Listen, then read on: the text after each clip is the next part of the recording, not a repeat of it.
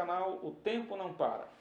Eu sou Jorge Bastos, mais conhecido como Professor Jorginho. Nesse nosso segundo programa, nós vamos abordar a conjuntura e a pandemia que assola o nosso planeta. E para esse debate nós trouxemos aqui o Antelmo Nascimento. Ele é um companheiro aí de várias lutas, militou no movimento de saúde, milita no movimento de saúde, né? Já teve experiência na gestão, na administração da saúde pública, e a gente queria também que ele se apresentasse. Olá, amigos do canal O Tempo Não Para. Olá, Jorginho. Quero agradecer o convite. Eu sou Antelmo Nascimento, como o próprio professor Jorginho colocou. Sou militante do movimento da saúde. Comecei no movimento estudantil, depois, quando já no mercado do trabalho, entrei no movimento sindical. Militei por muito tempo, ainda sou militante do movimento sindical.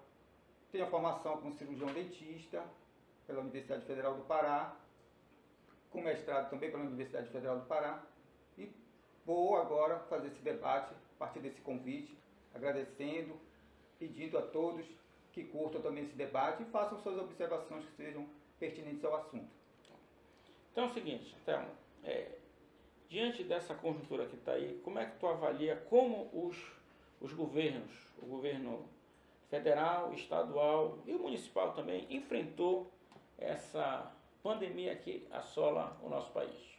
E particularmente aqui, a nossa região, Belém, o estado.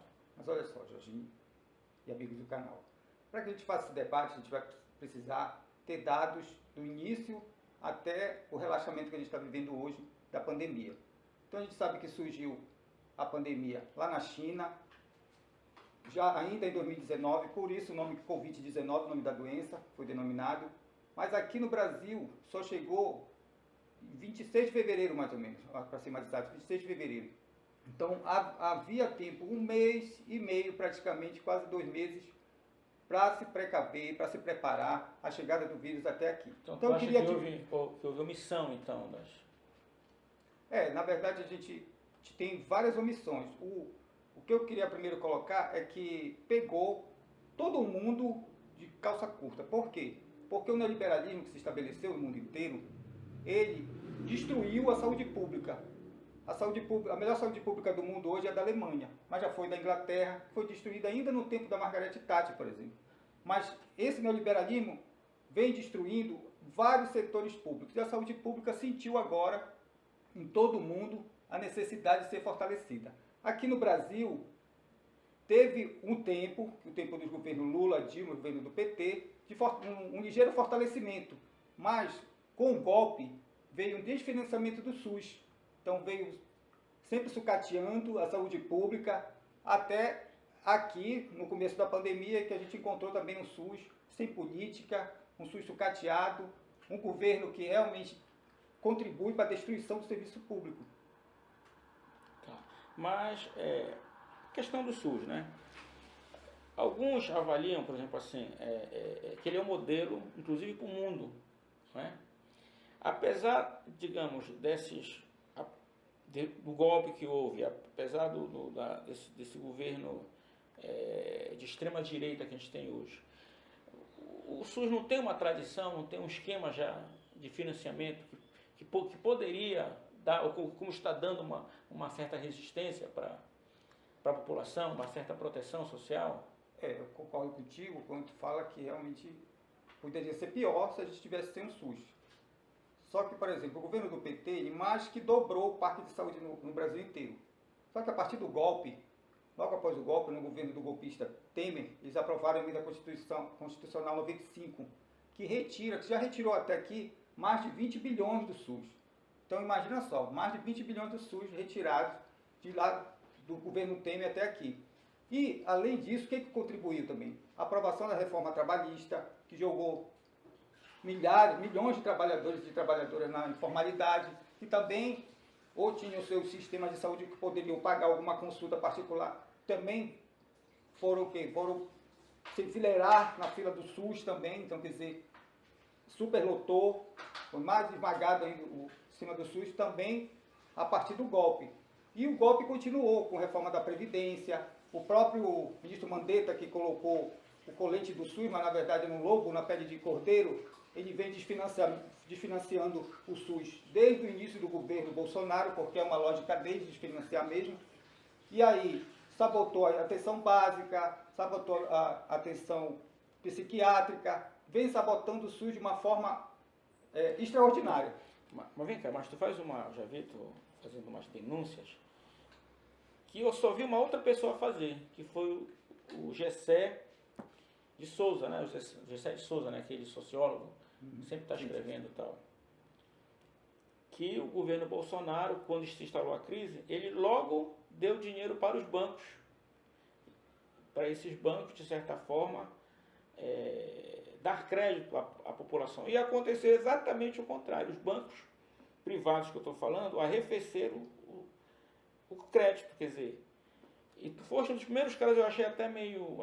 mas depois que eu fui pesquisar, tu tinha razão. Mas além dessa, digamos, dessa política do governo Bolsonaro, quais são as outras críticas que tu faz a ele, assim, que tu tens, não só ao governo Bolsonaro, porque tu sempre fala, olha, esse negócio tu criticou muito esse negócio de fica em casa, né? Tu falava muito contra isso. Explica melhor que toda vez que eu via essa propaganda, fica em casa, eu me lembrava de ti, fazer essa crítica. Eu acho que foi muito bem lembrado, Jorginho, porque apesar do Bolsonaro dizer que era uma gripezinha, não dá muita importância à pandemia, uma das primeiras medidas, logo em março, foi liberar 1 trilhão e 200 bilhões para os banqueiros privados, que depois ficaram fazendo merchandising, dando migalhas de reais para um hospital de campanha, fazendo comercial com dinheiro público. Então não tinha dinheiro, inclusive queria dar 200 reais para o auxílio emergencial, mas liberou logo 1 trilhão e 200 bilhões para os banqueiros. Outra medida do governo foi o próprio Mandetta, que liberou 10 bilhões para as operadoras de planos de saúde. Olha só, enquanto Espanha estatizou todos os hospitais para combater a pandemia, aqui se financia mais o serviço público sem nenhuma retaguarda, sem nenhum retorno.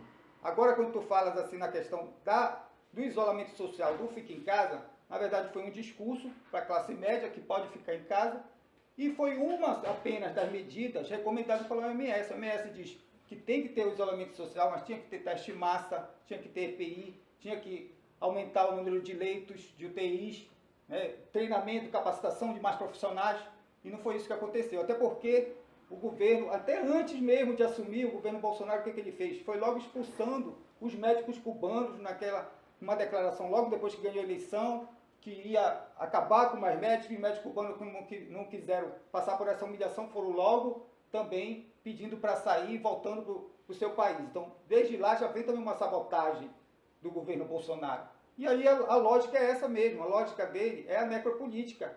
Um governo que ganha eleição com arminha, defendendo o desarmamento, depois quer liberar os policiais de circunstâncias, de não ser julgados, porque liberar geral para poder matar, para poder incriminar, sem poder ser julgados.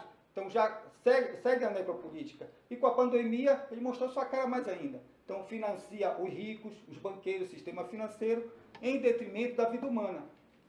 Mas bora ver aqui no nosso quintal, qual é a tua avaliação? O governo Helder está sendo, veio aqui o vice-presidente, elogiou. Como é que tu avalia a política do Helder? Todo mundo diz que está ótimo, mas eu não vejo também muita... Tu tem uma avaliação das ações do governo Helder? Na verdade, todos os governadores, o que eles começaram? Eles quiseram ganhar em cima das declarações nefastas do Bolsonaro, que era do liberar geral, que era uma gripezinha, e aí eles se adiantaram, disseram que era a favor do isolamento social apenas, né, porque não investiram em testes também, não protegeram a população que estava no mercado informal, e aí tentaram ganhar um pouco de hipótese. Porém, eles nada fizeram para realmente mudar essa situação, porque inclusive foram as bancadas do MDB, PSDB, voto de Éder Mauro, voto de Oceânio Barbalho, da Simone Morgado, que aprovaram a emenda constitucional 95. Se eles quisessem, os governadores, inclusive o próprio Helder, eles teriam feito uma reversão e revogado já a emenda constitucional 95. E aqui no Pará, infelizmente, o que aconteceu? Trouxeram Mandetta para dizer que já tinha passado do pico. E no mesmo dia que ele declarou, o Pará estourou como campeão de mortes no Brasil, sendo o pico da pandemia naquele dia. Alguns dizem, olha, como o Financial Times, que o Bolsonaro sairá fortalecido depois da pandemia. Né? A política de transferência de renda que ele fez dos R$600, dessa ajuda, pode ter criado no imaginário popular uma esperança, né, de que, na verdade, ele está do lado do povo. Mas outras avaliam que não. É um governo que cada dia está desgastado, estão se descobrindo mais coisas sobre a ligação dele com as milícias do Rio. Então, qual é a tua avaliação em relação a essa temática nacional? Primeiro, com quem que realmente ele vai estar bem na foto? Com o mercado financeiro. Porque além de ele proporcionar 1 trilhão e 200 bilhões logo no início da pandemia, ele sempre foi a favor do funcionamento do comércio, de não ter fechamento do comércio, não ter isolamento social. Então, isso que o mercado financeiro quer. Os banqueiros não querem saber se vai morrer gente, eles querem saber de lucro. Então, diante disso, ele sempre vai estar realmente com muito ibope diante da elite, dos banqueiros, dos grandes empresários. O imaginário popular, o que é que vai ter? Se o auxílio financeiro for para o imaginário popular dessa maneira, o debate é muito fácil de derrubar. O Bolsonaro queria dar apenas R$200, né? Isso é um fato. O outro é de que ele, com a propaganda de cloroquina que está matando todo mundo, com a propaganda de que não está nem aí, e daí, e as pessoas que morreram, todos nós, ou morreu algum parente, ou morreu amigos próximos. Então, isso não vai repercutir na sociedade para quem foi atingido diretamente, né, pela pandemia, e a gente vendo essas asneiras que o presidente fala, né, de uma forma degradante, sem nenhuma empatia com a população que está sofrendo na pele a perda de seus entes queridos. Agora, aparentemente assim, parece que o Bolsonaro saiu ganhando no debate, porque o relaxamento ocorreu, os governadores que antes faziam uma política de resistência a essa política deslocada do presidente, surgiu uma certa convergência, né? E eu queria que tu avaliasse, afinal, quem saiu ganhando foi o capital, porque a pressão das pessoas voltarem, ou porque necessitam, ou porque as próprias empresas necessitam movimentar a sua produção, prevaleceu. Então, e agora? Como é que vai ficar? Já que os números estão dizendo que a pandemia não está controlada. O movimento dos governadores e dos prefeitos também, que outrora parecia ser oposto a Bolsonaro, nunca foi. Porque eles mesmos que votaram por essas bancadas, a maioria das bancadas de governadores, que foram eleitos com aquele discurso da moralidade, né, do respeito, de que vai acabar com a corrupção, junto com o mesmo diálogo, com o mesmo discurso do Bolsonaro, são eles, na verdade, estavam juntos e estão juntos. Eles só viram que o Bolsonaro estava perdendo, eles tentaram se distanciar. Mas a política é a mesma. Eles foram financiados por bancos, por grandes empresários, pela elite, e uma hora dessas ia cair a máscara. E caiu nesse momento, eles foram pressionados, e também porque vai ter eleição. Eles vão precisar de financiamento dessas próprias empresas, dessa própria elite, dos próprios banqueiros. Então, eles foram pressionados e aí eles cederam, porque na verdade a política deles é essa também. É a mesma política do Bolsonaro, a necropolítica. Como eu disse ainda agora, se fosse o contrário, eles já teriam se articulado e derrubado, por exemplo, a emenda constitucional 95, né? Ou a própria reforma trabalhista, mas não há interesse. Ou teriam também veiculado porque que houve 1 trilhão e 200 bilhões por bancos e aí não dá para segurar o comércio, não dá para segurar a população mais carente em casa, com teste, com o EPI, por exemplo, os agentes comunitários de saúde estão fazendo esses testes para um acompanhamento melhor. Por quê? Porque também comungam da mesma política do Bolsonaro. Então, a maioria dos governadores foram eleitos no mesmo discurso e tem a mesma prática. Porém, tentam maquiar esse discurso, tentam dizer, se distanciar, haja vista a decência no ibope do Bolsonaro. Mas na hora que o Bolsonaro se posicionar melhor numa pesquisa, eles vão se alinhar realmente ao Bolsonaro. Então, eles estão à mercê do que é mais importante para eles no momento.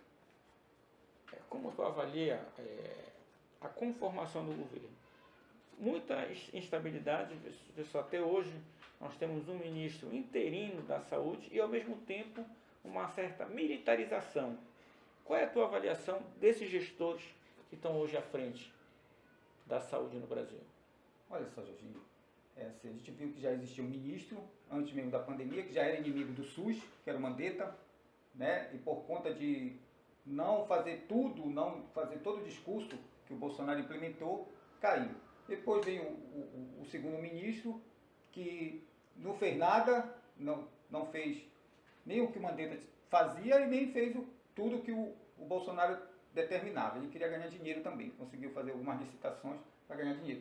E, por último, ele colocou o ministro interino, que é para bater continência para ele, bater continência para o mercado financeiro. E ele fala e o ministro não vai contestar, porque ele também não é da área, não é interessante para ele fazer nada. Então, o Bolsonaro pode falar o que quiser, continuar propagandeando a cloroquina, mandando os militantes fascistas dele invadir o hospital, dizendo que é mentiroso os números, né, nas prefeituras e nos estados das ocorrências de morte e das ocorrências de casos confirmados. Por exemplo, a nível nacional, os casos de morte já passam de 70 mil e os casos testados, confirmados, passam nesse momento de 1.800.000. Passam de 1.800.000 casos confirmados. E se a gente for um pouquinho mais, paciência, a Fiocruz, pelo menos, faz um debate de que os contaminados, os casos devem estar 8 vezes mais. Inclusive o próprio Arthur Quioro, que foi o último ministro da presidente Dilma, fala isso, que é 8 vezes mais, tem que multiplicar por 8. Então, quer dizer, isso vai extrapolar, isso vai bater mais de quase 9 milhões, né, de infectados no Brasil. Por quê? Por conta da subnotificação. A subnotificação, o que é? Os casos leves não são testados, né, só são testados aqueles que vão para a UTI praticamente, ou com muita característica, muitos sintomas. Esses são testados e, se confirmados, vão para o boletim de confirmação. Mas os leves não são confirmados. Então, existe uma subnotificação muito grande no Brasil. Eu acho que no mundo a pior subnotificação que existe é a do Brasil. E aqui no Pará, em Belém, como é que está a situação? Porque os números estão crescendo. Olha só, Jorginho, é assim, tu sabes, eu trabalho num hospital de referência, Hospital Barro Barreto, e lá os leitos de UTI, que separaram 2 andares, estão todos lotados. A prefeitura não tem muito compromisso, ela apenas fica solicitando UTI, leito de UTI, seja para o Barro Barreto, seja para o Abelardo Santos, que é um hospital do estado, mas a prefeitura só faz praticamente diagnosticar, que ela pode nas UPAs, no pronto-socorro, e depois mandar para frente. Então, na verdade, a prefeitura também é inócua, ela também tem interesses em esconder os números e, apesar de ter uma faixa amarela nos noticiários de que o Pará ele já está numa certa saída da pandemia, não é isso que a gente enxerga no dia a dia e isso não é o discurso das universidades. As universidades combateram esse relaxamento, disseram que não era o momento correto. Então, como a gente vai pela ciência, vai pelos pesquisadores que estão no dia a dia, não dormem pesquisando, estudando esse tema, a gente prefere, né, dar respaldo a essa fala dos pesquisadores da Fiocruz, das universidades, que elas sim sabem qual é o número real que existe de confirmados, e aí existe o interesse da mídia, que também é financiada pelos banqueiros, né, que são financiados pelo Itaú, Bradesco, de dizer que está tudo normal para relaxar mesmo, porque o povo ele não é tratado como ser humano. Ele pode ir, ele pode para a rua, pegar o ônibus lotado, metrô lotado, se infectar, morrer, porque para eles não tem diferença. Para eles, o que eles saber é de números na conta bancária deles. Então a população ela precisa despertar para isso e desconfiar, inclusive da própria mídia, dessa relação de que está realmente sendo relaxado, que já passou o pico da pandemia, que pode sair de casa, que não precisa ter cuidado. Então é preciso, na verdade, ver com desconfiança esses comerciais, esse discurso da mídia de que a gente já pode estar liberando geral, liberando balneário, por exemplo, que foi o caso da Prefeitura de Belém que fez agora, liberou. A gente vê que as pessoas não estão com nenhum cuidado. Então foi dado o sinal verde para uma próxima, que na verdade então, nunca acabou. Pode haver um retrocesso aí, né? Uma próxima, o que a gente pode esperar? Como a gente falou no começo, né? O estrangulamento do sistema de saúde pode voltar novamente, né? Então, é preciso a gente enxergar com cuidado, e aí, se isso acontecer, que é muito provável, a gente vai ter que responsabilizar. Infelizmente, a gente responsabiliza, mas quem sabe quem perdeu o parente, perdeu o amigo, e sabe que mesmo a gente responsabilizando os políticos, os partidos que estão destruindo com a saúde, levando a população para a beira do abismo, é preciso denunciar, e a população é que precisa saber, porque quando chegar a eleição, o voto do banqueiro vale o mesmo do voto do cidadão que está na periferia. Então, nesse momento, a população tem que adquirir essa responsabilidade e dizer, não, esse pessoal aí foram os responsáveis pela perda do meu amigo, do meu parente, e não merece o nosso crédito dessa vez. Mas esse ano está marcado as eleições. Vai ser dia 15 de novembro, né, vai ser o primeiro teste do governo Bolsonaro, dos seus governadores, dos governadores também a quererem eleger os seus prefeitos. Qual é a tua avaliação? Como é que, diante também, a gente soube que houve muitas corrupções também nesse processo aí de combate. Alguns gestores aproveitaram para traficar influência e traficar dinheiro. Qual é a tua avaliação? Como é que vai ser? Dá para fazer eleição? Vai ter, está marcada, né? Mas, do ponto de vista sanitário, como é que ficaria a questão? E político também. Olha só, Virginia, é importante colocar isso porque o que foi que aconteceu há poucas semanas, ou uma semana atrás, foi liberada a privatização das empresas públicas de abastecimento. Ou seja, uma Cozampa daqui do Pará, por exemplo, já pode ser privatizada. Então, assim, mais um passo do golpe. O golpe que desfinanciou os serviços públicos, o golpe que aprovou a reforma trabalhista, que aprovou a reforma da Previdência, agora aprovou a privatização das empresas públicas de abastecimento. Então, isso vai entrar na conta do governo Bolsonaro, dos partidos, dos governadores que apoiaram essa medida, que é mais uma medida contra os trabalhadores. E aqui no Pará a gente viu que um escândalo dos respiradores que foram comprados e não foram usados. Isso custou vidas também. Então isso vai chegar na conta desses governadores. É verdade que eles estão acostumados a ganhar eleição com fake news, a peso de dinheiro, de ilusões, só que dessa vez a saúde, a vida, ela vai estar pautada. Então na hora, o eleitor ele vai ter que fazer essa avaliação. Vai dizer, vale a pena eu vender meu voto? Vale a pena eu ser iludido aqui por uma informação que eu não sei se é verdadeira? O que é verdadeiro para mim foi que eu perdi o meu parente, meu amigo, que eu não tenho acesso à saúde de verdade. Isso vai pesar no debate. E aí, os partidos de oposição que realmente defendem a saúde pública, que defendem os direitos dos trabalhadores, vão ter argumentos, vão ter respaldo para reivindicar esse voto, essa garantia de volta dos direitos. Então, nessa eleição, ela foi adiada há um mês, eu acho que não devia nem ser adiada, porque tem que acontecer a eleição, porque é nessa hora que a gente vai botar o dedo na ferida e dizer quem é que está fazendo alguma coisa pela população, quem é que estava só no discurso e depois foi, na verdade, responsável, sempre foi contra os direitos dos trabalhadores, retirando, colocando à mercê do capital, sobrecarregando os trabalhadores. Sim. Então, a eleição ela vai colocar em xeque, na verdade, esses valores. E eu gostaria que o nosso companheiro, posso chamar assim, Antelmo, fizesse uma avaliação. Vai ter eleição, né? A última eleição, a direita, ou melhor, a extrema-direita ganhou, já se passou 2 anos. Como é que tu vê o cenário? Né? Quer dizer, as forças conservadoras, elas vão prevalecer ou tem uma alternativa aí para a população, para o eleitorado paraense brasileiro? Olha só, a nível nacional, o presidente tem sido desgastado porque existe um movimento internacional que a gente vê dos Estados Unidos, por exemplo, que o Trump provavelmente não vai se reeleger. E assim, o principal aliado do Bolsonaro. Com a queda do Trump, provavelmente Bolsonaro também venha a ter perdas aqui no Brasil também. E aí, no estado do Pará, o que acontece? Também o governo Helder foi irresponsável. Nós batemos o recorde em junho ainda, com o número de mortes da população quilombola. Hoje nós estamos vivendo também um pico de morte na população indígena. A população da periferia foi a que mais sofreu perdas com seus parentes e amigos, né? Isso vai estar em vigência na eleição, esse debate.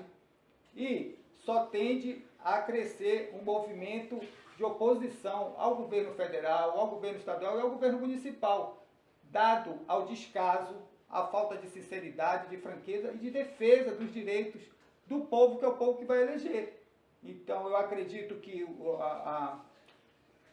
a exemplo do que foi, por exemplo, na Espanha, que a Espanha estatizou todos os hospitais privados, por exemplo, e não foi feito aqui no Brasil, a pandemia ainda não terminou e provavelmente pode se prorrogar até a eleição. Isso vai desgastar mais ainda o governo. O que eles acham que vai melhorar, abrindo o comércio, né, relaxando o isolamento social, isso pode ser um tiro na cabeça, nem um tiro no pé, mas um tiro na cabeça desses prefeitos, desses governadores e do presidente. Agora, eu acho que os atores para essa eleição, principalmente, não só a população que está sentindo na pele, não só o desgaste econômico, financeiro, o da saúde, da perda de entes queridos, mas também o trabalhador de saúde, porque o trabalhador de saúde, ele além de se expor, também o Brasil ele foi o campeão de morte de trabalhadores de saúde, por exemplo.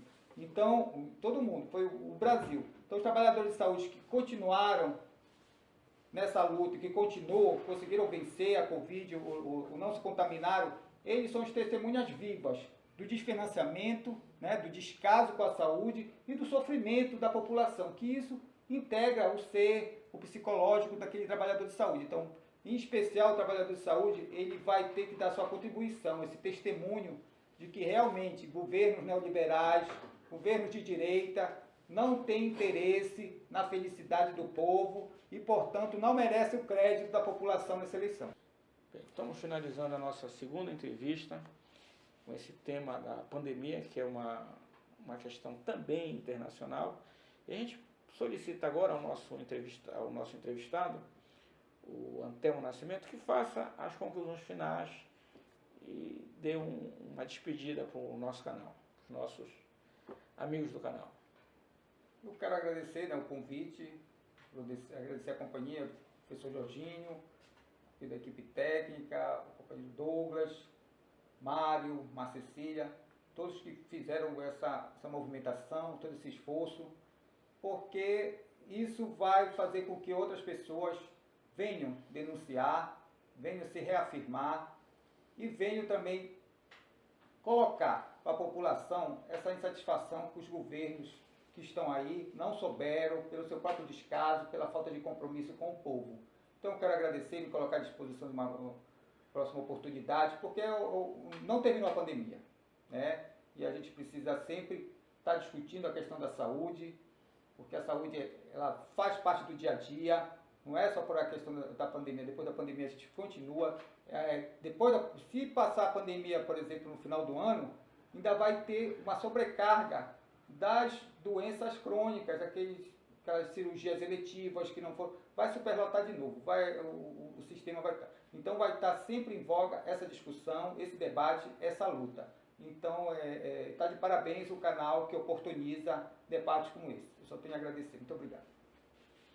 Queremos agradecer aqui o nosso canal, o companheiro Antelmo Nascimento, agradecer a produção, ao Douglas, ao Mário Eugênio, a Cecília que está dando um apoio para a gente aqui, e pedir aos nossos amigos do canal que dê um like lá, divulgue, comente, reproduza, e vamos construindo, porque o tempo não para.